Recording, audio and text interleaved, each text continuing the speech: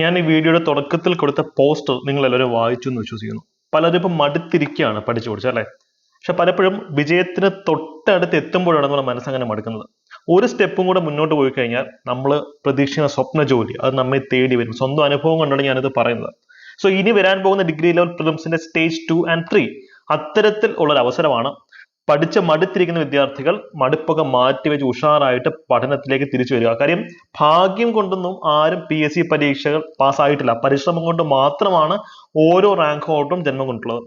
So സിലബസിനെ വെല്ലുവിളിക്കുക, പരീക്ഷയെ അടിപൊളിയായിട്ട് സമീപിക്കുക, അതിനെ കീഴടക്കാൻ നമുക്ക് പറ്റും. ഇപ്പൊ degree level prelim stage 2 and 3 എഴുതുന്ന വിദ്യാർത്ഥികൾക്ക് വേണ്ടുന്ന കുറച്ച് കാര്യങ്ങളാണ് ഞാൻ ഇന്നത്തെ ഈ ഒരു ക്ലാസ്സിൽ ഷെയർ ചെയ്തത്. പ്രധാനമായിട്ടും സ്റ്റഡി പ്ലാൻ, ഇനിയുള്ള ദിവസം എങ്ങനെ പഠിക്കാനുള്ള സ്റ്റഡി പ്ലാൻ PDF സഹിതം നിങ്ങൾക്ക് തന്നുവിടും. ഹോട്ട് ടോപ്പിക്സ്, ഇനി എല്ലാം വാലി വരച്ച് പഠിക്കാനുള്ള സമയം നമുക്കില്ല. ഹോട്ട് ടോപ്പിക്സ് തന്നുവിടും. അതുപോലെ തന്നെ പ്രിലിംസ് സ്റ്റേജ് 1 ചോദിച്ചിട്ടുള്ള ചോദ്യങ്ങൾ, അതിന്റെ പ്രധാനപ്പെട്ട ചോദ്യങ്ങളുടെ അസോസിയേറ്റഡ് ഫാക്ടുകൾ അത് നിങ്ങൾക്ക് തന്നുവിടും. വരും ചോദ്യങ്ങൾ റിപ്പീറ്റ് ചെയ്യാറുണ്ടല്ലോ. അങ്ങനെ കുറച്ച് സമയം കൊണ്ട് കൂടുതൽ മാർക്ക് നേടിയെടുക്കാൻ നിങ്ങൾക്ക് വേണ്ടത് ഈ ഒരു ക്ലാസ്സിൽ നിന്ന് നിങ്ങൾക്ക് കിട്ടും കേട്ടോ. അതോടൊപ്പം തന്നെ മോട്ടിവേഷൻ, ഇവരുടെ അവസാനം നിങ്ങൾക്ക് വേണ്ടിയിട്ട് ഒരു മോട്ടിവേഷൻ സെഷൻ ഞാൻ അറേഞ്ച് ചെയ്യുന്നുണ്ട്. അതിന് സ്കിപ്പ് ചെയ്യാതെ പൂർണ്ണമായിട്ട് തന്നെ വീഡിയോ കാണാം. കാരണം ഈ ഒരു എക്സാമിന് അപ്രോച്ച് ചെയ്യാൻ വേണ്ടി 2 വഴിയാണ് നമ്മുടെ മുമ്പിലുള്ളത്. ഒന്നുകിൽ ഞാൻ ഈ വീഡിയോയിൽ പറയുന്ന രീതിയിൽ സെൽഫ് സ്റ്റഡി നടത്തി ഉഷാറായി മുന്നോട്ട് പോകാം. അതല്ലെങ്കിൽ ഞങ്ങളുടെ അഫോർഡബിൾ കോഴ്സസ് നിങ്ങൾക്ക് അവൈലബിൾ ആണ്. ഒരു 499 രൂപ മാത്രമാണ് റിവിഷൻ പ്ലസ് ടെസ്റ്റ് സീരീസ് ബാച്ചിന്റെ ഫീസ് വരുന്നത്. ക്രാഷ് ബാച്ച് വെറും 999 രൂപ മാത്രമാണ്. പഴുതടച്ച് പഠിക്കാനും അതുപോലെ ഞാൻ ഈ വീഡിയോയിൽ പറയുന്ന കാര്യങ്ങൾ ഒന്നുപോലും വിടാതെ ഒരു പാക്കേജ് രൂപത്തിൽ നിങ്ങൾക്ക് ഒരു അഫോർഡബിൾ സ്ട്രക്ചറിൽ ലഭിക്കാനും ഈ ബാച്ചുകൾ, ഇതിനകത്ത് ഏതെങ്കിലും ബാച്ച് നിങ്ങൾക്ക് യൂസ് ചെയ്യാം. ഈ ക്രാഷ് കോഴ്സ് എടുത്തു കഴിഞ്ഞാൽ അതിനകത്ത് ടെസ്റ്റ് സീരീസ് ഫ്രീ ആയിട്ട് ഇൻക്ലൂഡഡ് ആണ്, സെപ്പറേറ്റ് പർച്ചേസ് ചെയ്യണമെന്നില്ല. അപ്പൊ ഇത്രയും മനസ്സിൽ വെച്ചുകൊണ്ട് നമ്മുടെ വീഡിയോയിലേക്ക് നമുക്ക് പോവാം. എപ്പോഴും പറയുന്ന പോലെ ടെലിഗ്രാം ചാനലിലായിരിക്കും ഇന്നത്തെ കുറേ ക്ലാസ് നോട്ട്സ് ഇടുന്നുണ്ട്. ആ ക്ലാസ് നോട്ട്സ് ടെലിഗ്രാം ചാനലിൽ നിന്ന് ഡൗൺലോഡ് ചെയ്ത് പഠിക്കാൻ ചാനൽ ലിങ്ക് ഞാൻ കമന്റ് സെക്ഷനിൽ പിൻ ചെയ്ത് വെച്ചിട്ടുണ്ട്. അതിനോടൊപ്പം ഡിഗ്രി പ്രിലിംസിന്റെ പ്ലേലിസ്റ്റ് ഒന്ന് ചെക്കൗട്ട് ചെയ്യുക. ഹോട്ട് ടോപ്പിക്സ് ഒക്കെ നിങ്ങൾക്ക് അതിൽ നിന്ന് വളരെ വിശദമായിട്ട് കിട്ടും കേട്ടോ. അപ്പൊ ഒന്നാമതായി എനിക്ക് പറയാനുള്ളത് സെലക്റ്റീവ് സ്റ്റഡിയാണ്. സെലക്റ്റീവ് സ്റ്റഡി നമ്മൾ വാല് വരച്ച് പഠിക്കാനുള്ള സമയമോ സാഹചര്യമോ ക്ഷമയോ ഇനി എല്ലാ സിലബസും ഫിനിഷ് ചെയ്യാനുള്ള ബുദ്ധിയോ ഒന്നും ഒരു മനുഷ്യനും ഇല്ല. കടല പോലുള്ള സിലബസ് ആണ്. ഇനിയുള്ള കുറച്ച് ദിവസം കൊണ്ട് നമ്മൾ എന്ത് ചെയ്യും, എങ്ങനെ പഠിക്കും? സെലക്റ്റീവ് ആയിട്ട് പഠിക്കുക. ഹോട്ട് ടോപ്പിക്സ് മാത്രമേ നിങ്ങൾ പഠിക്കാവൂ. ആരും ചോദ്യങ്ങൾ ചോദിച്ചിട്ടില്ല, അപ്പം ചോദ്യങ്ങൾ വളരെ കുറച്ച് വരുന്ന ചില സെഗ്മെന്റ്സ് ഉണ്ട്, അത് പഠിക്കരുത്. അപ്പം അവിടെ ചോദ്യം വന്നാലോ, ചോദ്യം വന്നാൽ നിങ്ങൾ വിട്ടേക്കാം. അതിനേക്കാൾ റിട്ടേൺ ഓൺ ഇൻവെസ്റ്റ്മെന്റ്, കുറച്ച് സമയം ഇൻവെസ്റ്റ് ചെയ്ത് കൂടുതൽ മാർക്ക് നേടിയെടുക്കാൻ നിങ്ങളെ ഹെൽപ്പ് ചെയ്യുന്നത് ഹോട്ട് ടോപ്പിക്സ് തന്നെയാണ്. അപ്പൊ ചോദ്യമുണ്ട്, അടുത്ത കഴിഞ്ഞ പ്രിലിംസിൽ കോൺസ്റ്റിറ്റ്യൂഷൻ ഹോട്ട് ടോപ്പിക്സ് ഒന്നും വന്നില്ലല്ലോ, പക്ഷെ സ്പോർട്സ് ചെയ്ത് വന്നു, മറ്റു പല ഏരിയയിൽ ഹോട്ട് ടോപ്പിക്സ് വന്നു.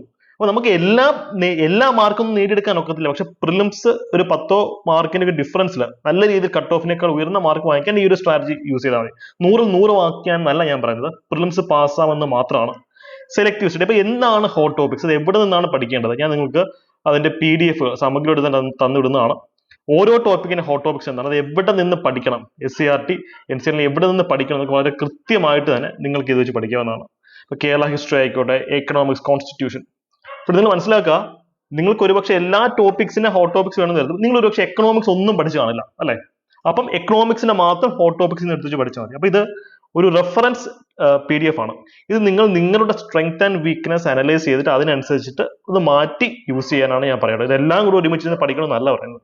സ്മാർട്ടായിട്ട് തലച്ചോറ് ഉപയോഗിച്ച് വർക്ക് ചെയ്യാം. എന്ത് സപ്പോർട്ടിനും കമന്റ് സെക്ഷനിൽ എന്നെ സംശയം ചോദിച്ചാൽ മതി, ഞാൻ അതിന് റിപ്ലൈ തരാം. അപ്പൊ അതാണ് അതിന്റെ ഒരു ഡയമെൻഷൻ. ഹോൾ ടിക്കറ്റ് ഒക്കെ എല്ലാവരും കിട്ടിയിട്ടിരിക്കുകയാണല്ലോ. സെലക്ടീവ് സ്റ്റഡി നമ്മൾ അങ്ങനെ നടത്താൻ. മറ്റൊരു അപ്രോച്ച് എന്ന് വെച്ച് കഴിഞ്ഞാൽ സെലക്ടീവ് സ്റ്റഡി ഗുണമാണ് ഞാൻ ഈ പറയുന്നത്. സെലക്ടീവ് സ്റ്റഡി ഗുണമാണ്. ഇപ്പൊ ഞങ്ങളിപ്പോൾ റൺ ചെയ്തിട്ടുള്ള പ്രിലിംസ് ടെസ്റ്റ് സീരീസ് അല്ല, വെറും 499 രൂപ മാത്രമാണ് ഫീസ്. ഈ കഴിഞ്ഞ പരീക്ഷയിൽ ഏറ്റവും ചലഞ്ചിങ് വന്ന ചോദ്യം GR ഇന്ദുഗോപന്റെ അനോ എന്ന് പറഞ്ഞ നോവൽ, അതിനെപ്പറ്റി ഞങ്ങൾ വളരെ ചുരുങ്ങി ഒരു ക്വസ്റ്റ്യൻ കൊടുത്തിട്ടുണ്ട് മറ്റേ സീരീസിനകത്ത്. ഞങ്ങൾ കൃത്യമായിട്ട് പ്രിഡിക്ട് ചെയ്ത ചോദ്യമാണ്.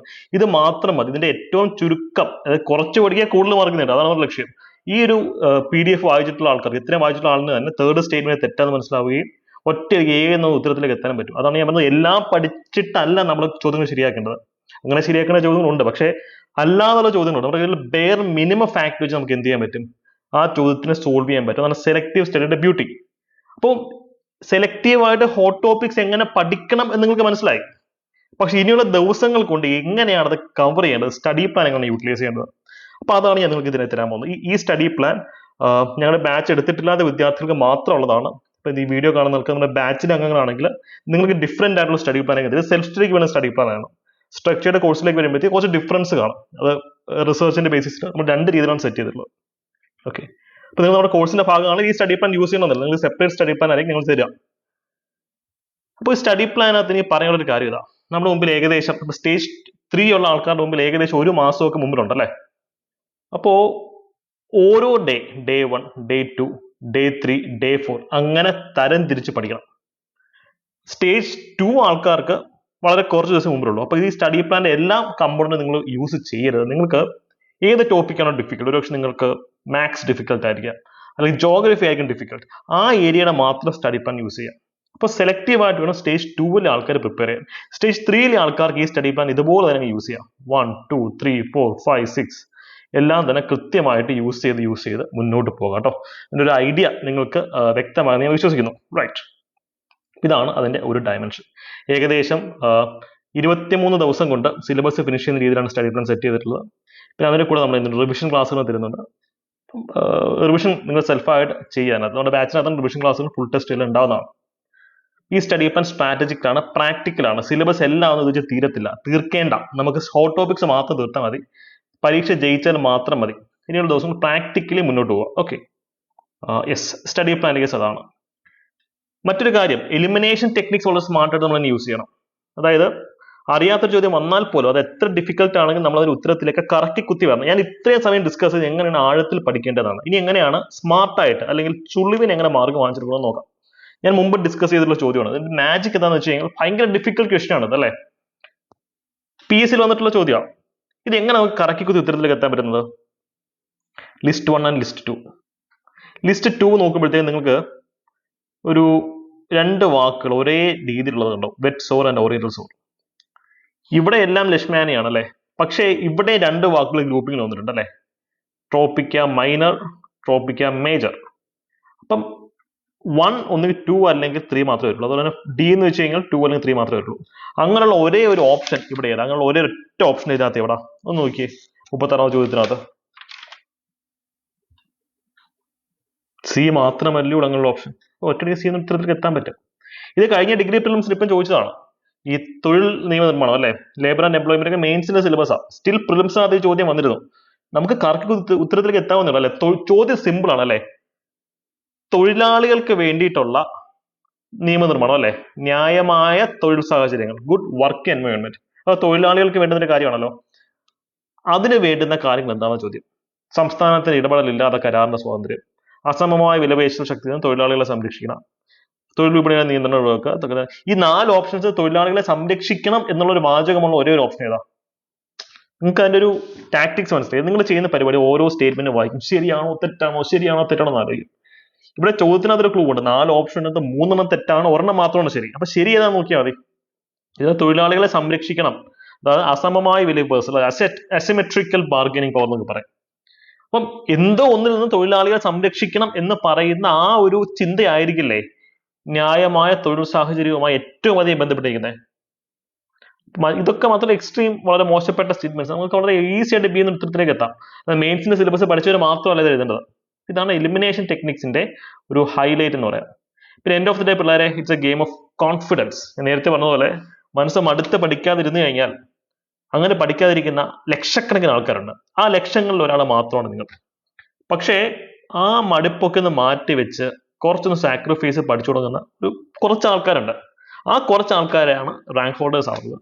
അപ്പൊ നിങ്ങൾ ഏത് കാറ്റഗറിയാണ് തീരുമാനം? നിങ്ങൾക്ക് സാധാരണപ്പെട്ട ലക്ഷക്കണക്കിന് ആൾക്കാർ ഒരാളാവണോ, അതോ റാങ്ക് ഹോൾഡർ ആവണോ?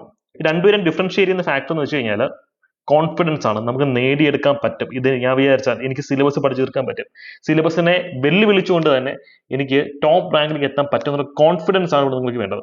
അപ്പൊ അതിന് നിങ്ങളെ ഹെൽപ്പ് ചെയ്യുന്ന കുറച്ച് മോട്ടിവേഷണൽ ഫാക്ടേഴ്സ് ആണ് എനിക്ക് പറയാനുള്ളത്. ശ്രദ്ധിച്ചൊന്ന് കേൾക്കാം.